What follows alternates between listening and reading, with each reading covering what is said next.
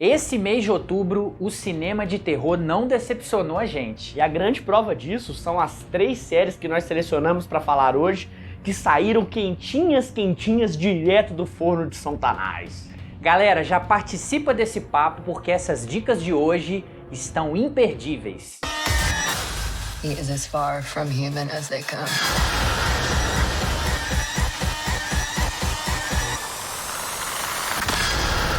Salve, salve, galera! Antes de nós começarmos o vídeo de hoje, já se inscreve no canal e ativa o sininho de notificações para você não ficar por fora desse bate-papo de fã para fã sobre o melhor do cinema de horror.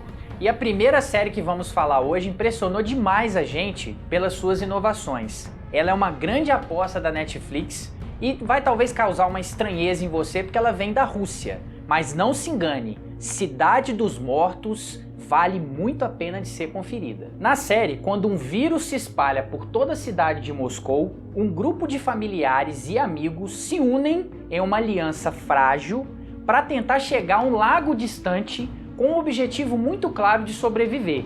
O problema vai começar quando nesse trajeto desafios aparecem para esse grupo e eles em sua convivência ali vão ter vários conflitos.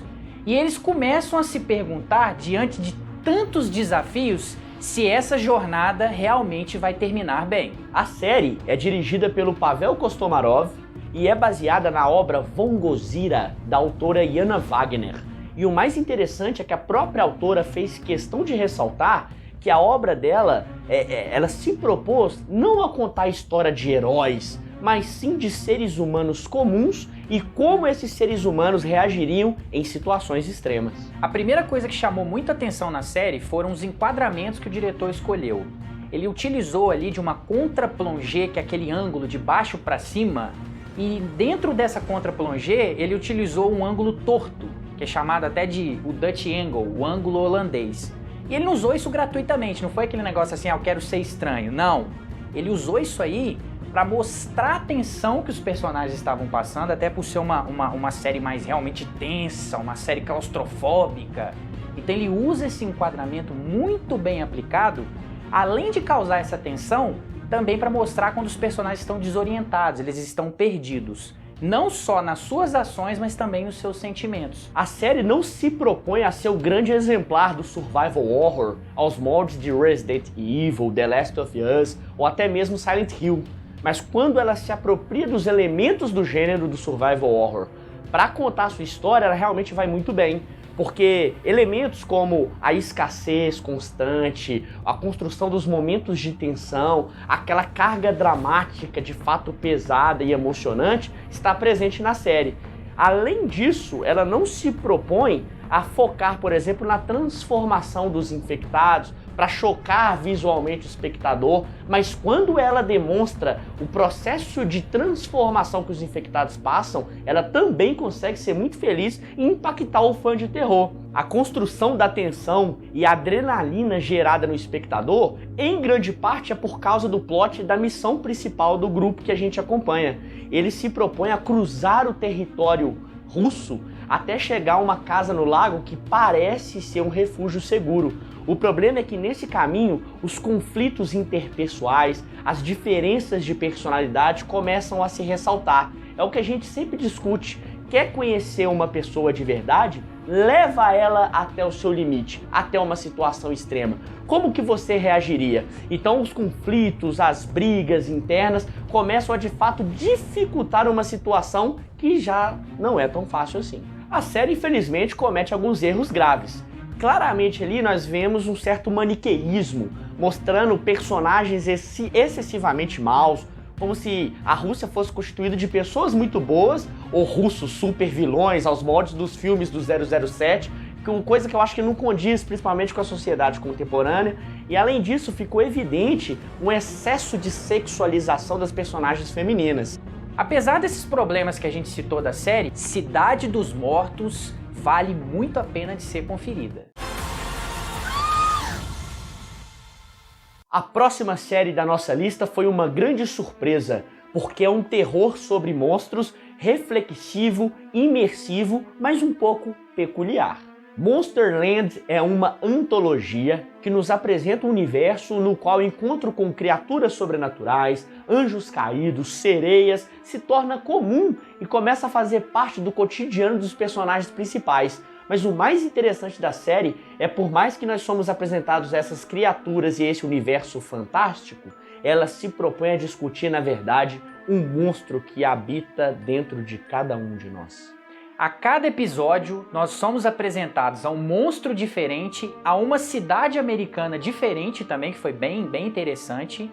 E a série, ela foi criada pela May Loss, que é inclusive a roteirista principal da série, e ela já se destacou antes pelo seu roteiro de Demônio de Neon, que é um baita de um filmaço. Mesmo a série sendo uma antologia, vale a pena acompanhar os episódios na ordem que eles foram concebidos, porque existem pequenos detalhes sutis que se correlacionam. Então é realmente interessante acompanhar na ordem cronológica deles. E apesar da série ter várias proposições de ideias, a gente conseguiu observar duas ideias muito centrais, que praticamente todo episódio tem essa discussão, que são escolhas e suas consequências.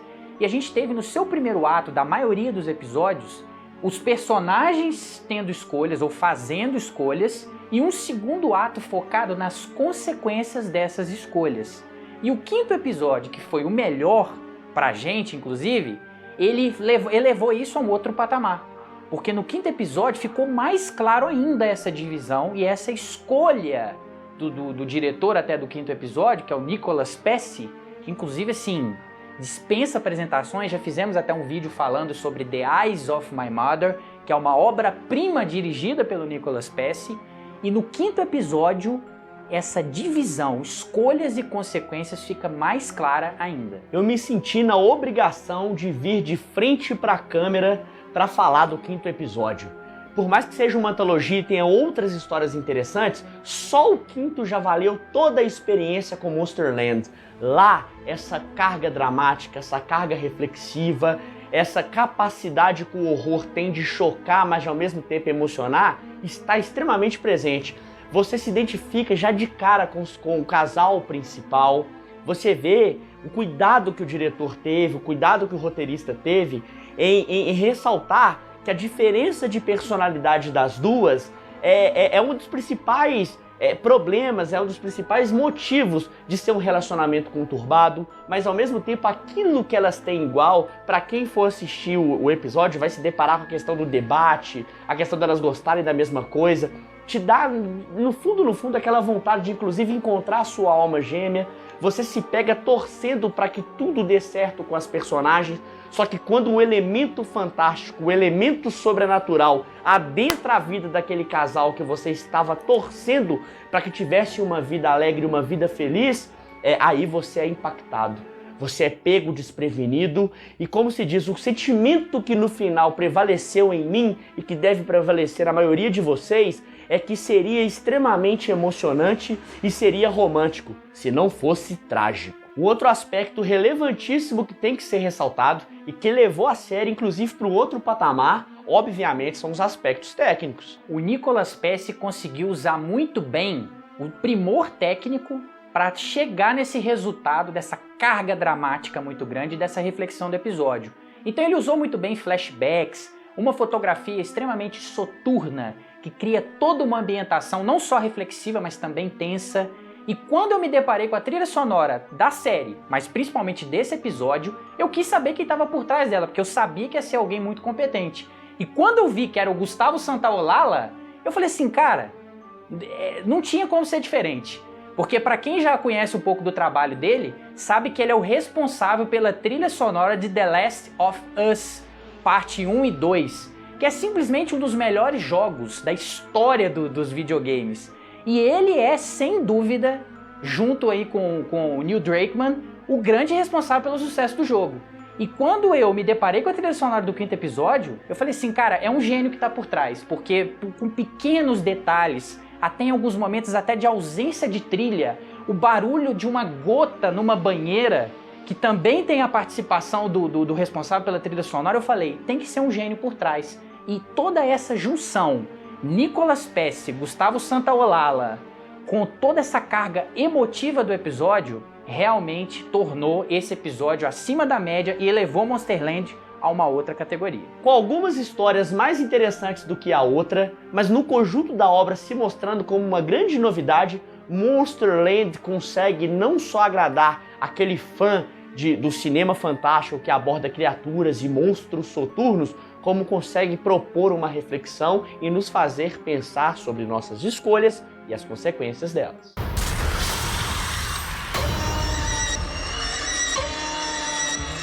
Para fechar com chave de ouro as dicas de hoje, nós vamos falar da melhor série do Halloween desse ano, na nossa opinião, The Third Day. But we're all in agreement now. Quando Sam, vivido magistralmente pelo Jude Law, vai parar em uma ilha britânica isolada, um trauma do seu passado reaparece, e a linha entre realidade e ficção começa a se cruzar. Se já não bastasse isso, Sam começa a entrar em colisão com os moradores daquela ilha, ameaçando seus costumes, o seu ritmo de vida. Essa junção de fatores vai levar a um resultado catastrófico. A série apresenta dois momentos muito distintos. Os 3 primeiros episódios, que levam o nome Verão, e os 3 últimos, que é nomeado como Inverno.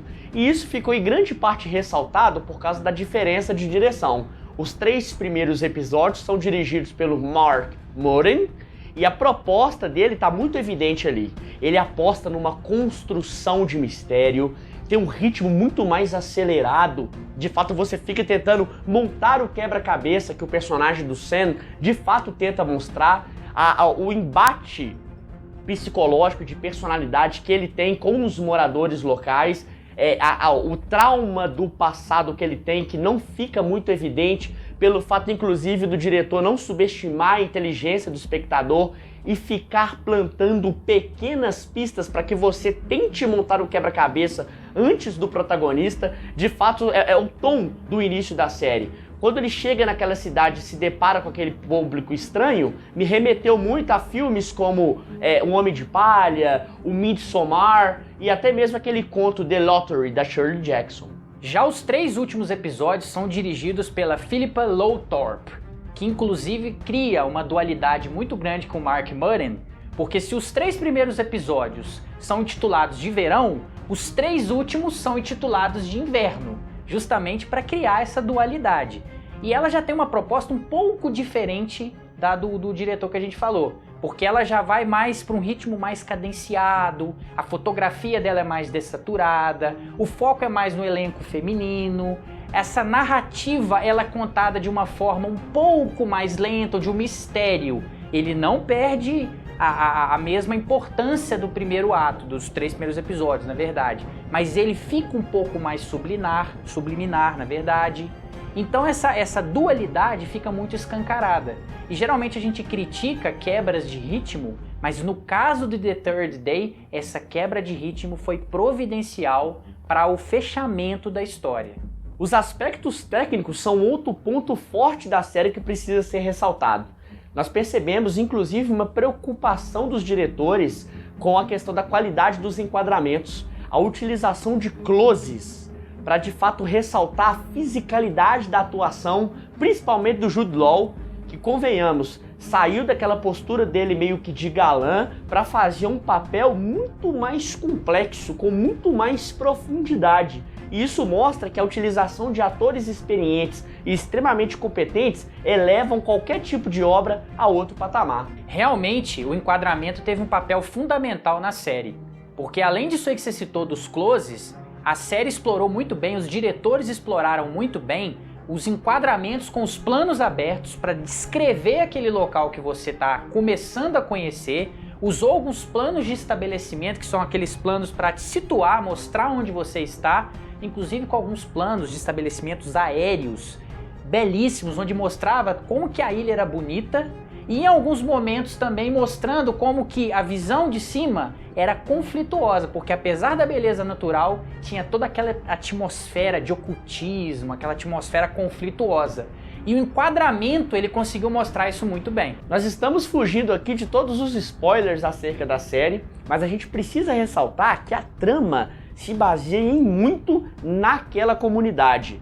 Claramente é uma comunidade que tem práticas culturais, práticas religiosas estranhas, que tem elementos baseados na cultura pagã, num passado celta, e a relação disso com o cristianismo, com religiões mais conhecidas, demonstrando o sincretismo religioso ali, mas que gera uma estranheza tão grande e mostra uma denúncia também aos perigos do isolamento social e do radicalismo. Aos moldes de The Third Day, nós também estamos querendo criar uma comunidade aqui, mas não tão estranha quanto a da série, mas na verdade um lugar para reunir pessoas que amam o cinema de terror e que o enxergam mais do que simples sustos ou um momento de entretenimento. Sabe que o terror tem a capacidade de transformar as nossas vidas. Então já deixa o like e deixa nos comentários aqui se vocês já conheciam a série, se gostaram dela e se tem sugestões de alguma série que estreou neste Halloween de 2020 e que nós ainda não tivemos o prazer de conhecer.